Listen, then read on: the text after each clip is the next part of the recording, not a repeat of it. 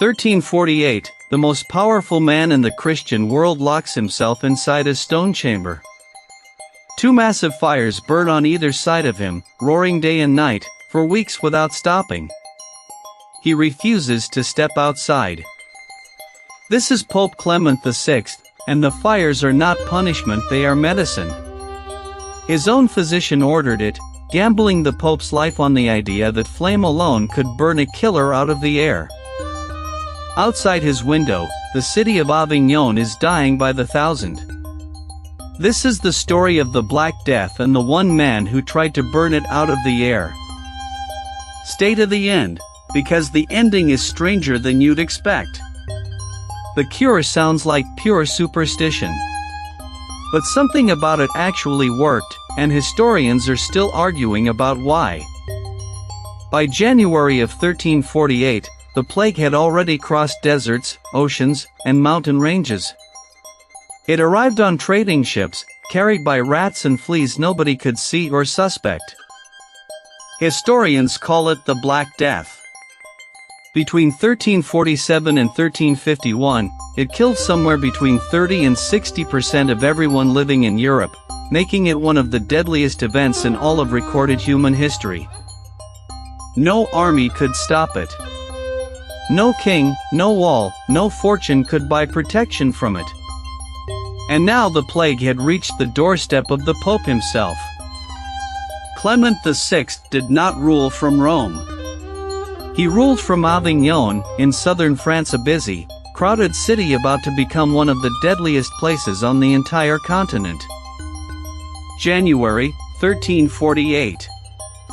The first cases appear in Avignon's crowded streets: sudden fever, swelling in the groin and armpits, dark patches spreading under the skin as the illness progressed.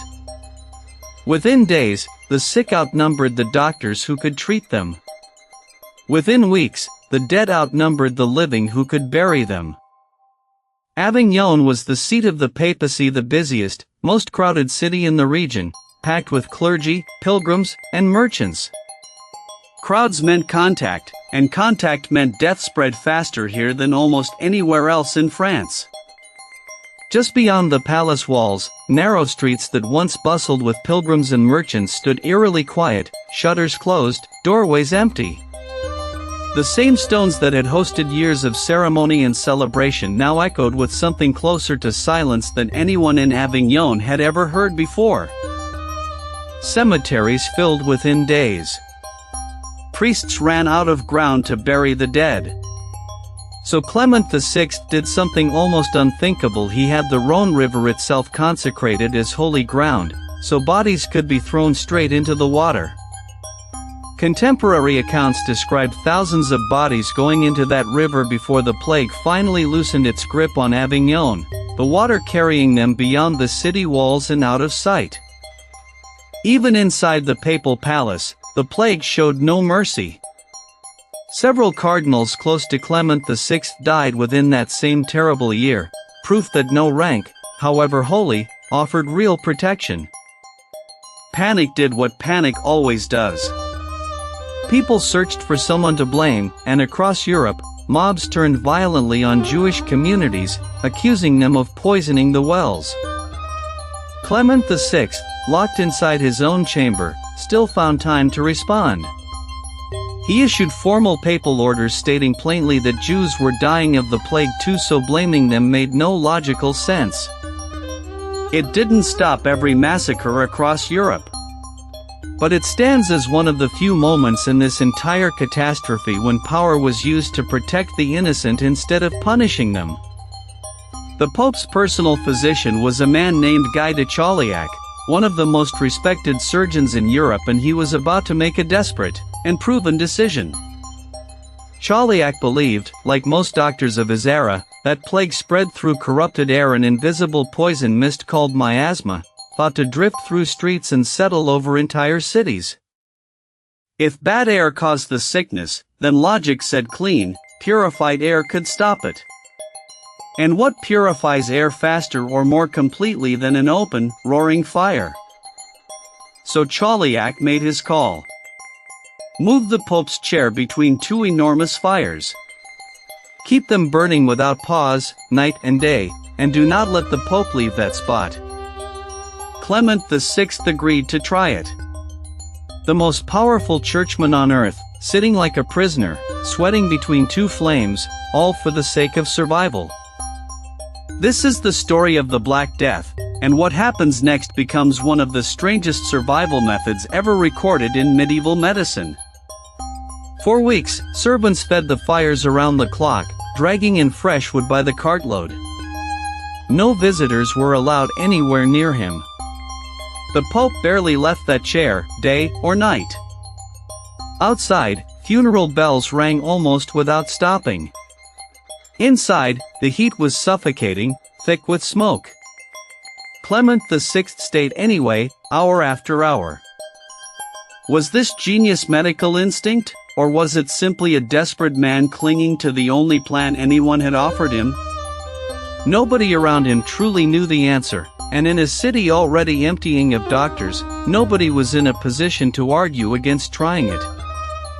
Picture it. Thick stone walls, no open windows, two fires roaring on either side, filling the room with smoke and heat that never lets up, even at night. Summer in southern France is already brutal on its own. Now imagine sitting deliberately inside that heat, refusing to move, because your doctor swore it would save your life. Week after week in that chair was itself an ordeal. Every hour was a bet against an enemy Clement couldn't see. Meanwhile, in the streets just below his window, entire households were vanishing, whole families dead within days of the very first fever. Doctors visiting the sick often caught the plague themselves within a day or two of contact. Guy de Chauliac, the very man who designed this fire cure, caught it too. He survived barely and went on treating patients afterward. If the Pope's own doctor could get infected, nobody in that city was truly safe. So why didn't the fires fail Clement VI the same way? Why did the man locked inside that smoky room outlive almost everyone treating him? Hold on to that question, because two fires, one pope, and a mystery historians are still arguing about today are about to collide with something nobody expected. Because the real reason it worked, if it worked at all, has almost nothing to do with what anyone in 1348 actually believed about fire. While the Pope sat inside his heated chamber, Avignon kept collapsing around him. Markets closed. Trade stopped completely.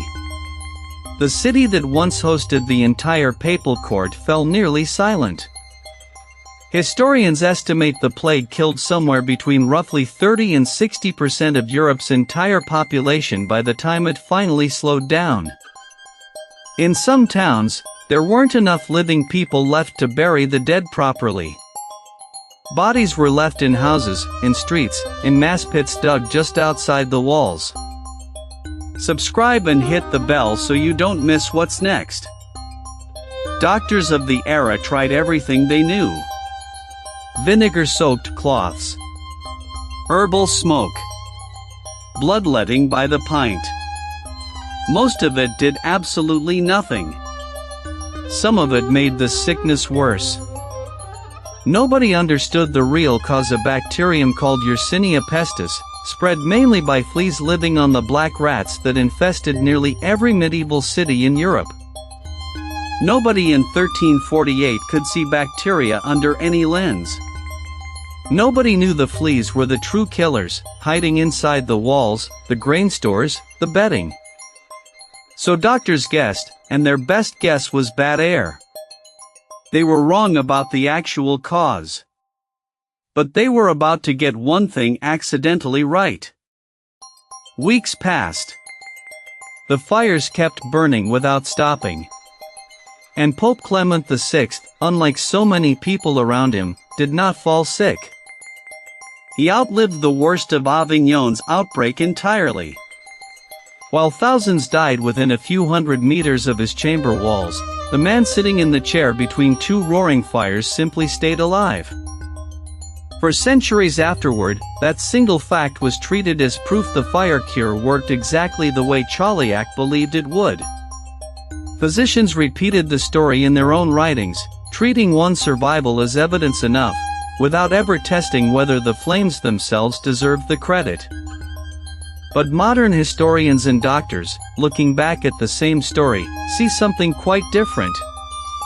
The fire itself almost certainly killed no plague bacteria at all. What the fires actually did was force isolation on the Pope. No crowded audiences, no endless line of visitors carrying fleas and infection straight into his chamber. Heat and thick smoke may have also driven away rodents and insects nesting near the room, the real carriers of the disease, without anyone alive at the time ever realizing it. In other words, Clement VI may have survived the Black Death not because of the fire's heat, but because the fire accidentally gave him something almost nobody else in Avignon had: distance. This idea that distance from the sick could matter more than any medicine available wouldn't be understood in scientific terms for centuries. But instinctively, without knowing why, Clement's fire had done exactly that: put space between one vulnerable man and a disease that spread through nearness. A folk remedy built entirely on the wrong idea about disease, one that happened to produce exactly the right result anyway. It is a reminder that survival sometimes has less to do with understanding a threat and more to do with accidentally avoiding it. The Palace of the Pope still stands in Avignon today, one of the largest Gothic palaces in Europe, and visitors can walk through the very halls where Clement VI once sat, waiting to find out if he would live or die. By the time the worst wave finally passed, Avignon had lost a staggering share of its population. Clement VI stepped out of that chamber into a city that barely resembled the one he remembered. He lived another 4 years after the outbreak, continuing to rule as pope until his death in 1352, not from plague, but from a completely unrelated illness.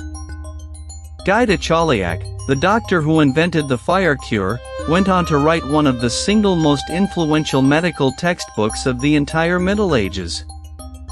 His surgical textbook was still being used to train doctors more than 200 years later, built partly on lessons learned trying to save one pope from an invisible killer.